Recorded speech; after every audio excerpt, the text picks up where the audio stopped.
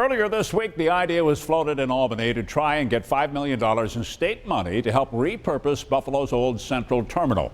The push continues for redevelopment. Tonight, an update on one of the Queen City's most iconic landmarks and all of its history.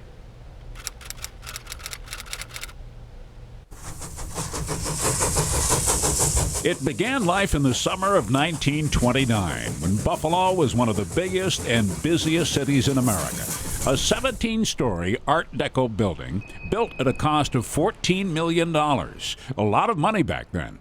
It was located 2.5 miles from the center of the city so as to ease congestion downtown.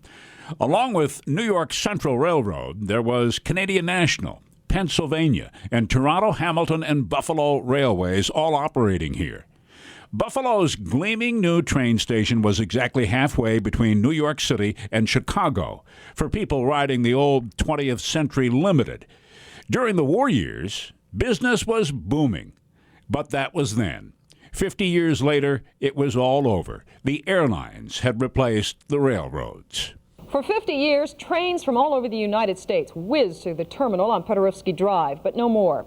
The Central Terminal has closed its doors to all rail traffic. The last train pulled through at 4 o'clock this morning. It's been 38 years now since the last train pulled out of the old Central Terminal with paying passengers on board.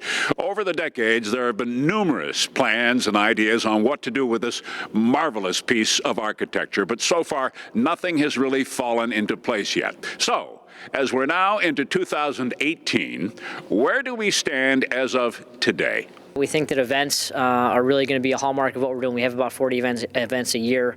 Want to do even more than that. Want to bring as many people in here as possible as we're working on restoration. So working on the restaurant, making that a heated area, working on electric to this whole concourse area so that we can do more.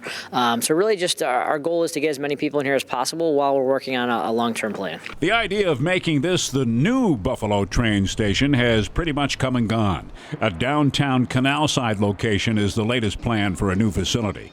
But there's still a lot of life in this old building, along with all the community events that are held here in the warmer months. Hollywood, the movie makers, have discovered this hidden gem.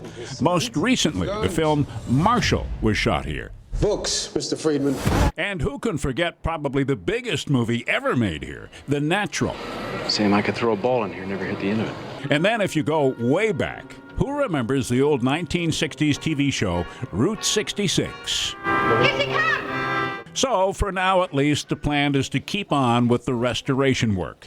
And there's a bigger picture here as well. So I take it it's not just the building, it's the building and the outlying community. It's all one thing.